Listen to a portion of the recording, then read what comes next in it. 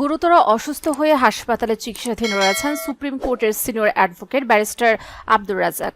তার জুনিয়র আইনজীবী শিশির মনির সোমবার এ তথ্য জানিয়ে বলেন, ব্যারিস্টার আব্দুর রাজ্জাক স্যার গুরুতর অসুস্থ অবস্থায় হাসপাতালে ভর্তি আছেন। তার জন্য সকলের কাছে দোয়া চেয়েছেন। গত বছর ২৬ ডিসেম্বর ১১ বছর পর যুক্তরাজ্য থেকে দেশে ফিরেছিলেন এ জ্যেষ্ঠ আইনজীবী। এরপর সুপ্রিম কোর্টের আইন পেশায় ফিরেন। ৬ জানুয়ারি তার জুনিয়র আইনজীবীরা সুপ্রিম কোর্ট বার অ্যাসোসিয়েশনে তাকে সংবর্ধনাও দিয়েছিলেন।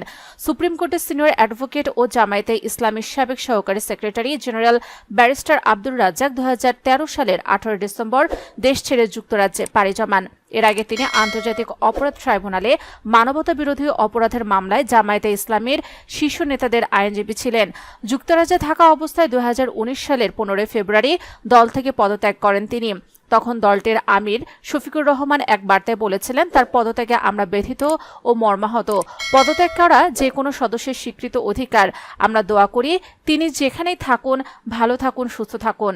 আমরা আশা করি তার সঙ্গে আমাদের মহব্বতের সম্পর্ক অব্যাহত থাকবে। এরপর তিনি নতুন দল আমার বাংলাদেশ পার্টির প্রধান উপদেষ্টা হন। ক্ষমতার পট পরিবর্তনের পর ১৭ আগস্ট সে পদ থেকেও পদত্যাগ করেন তিনি।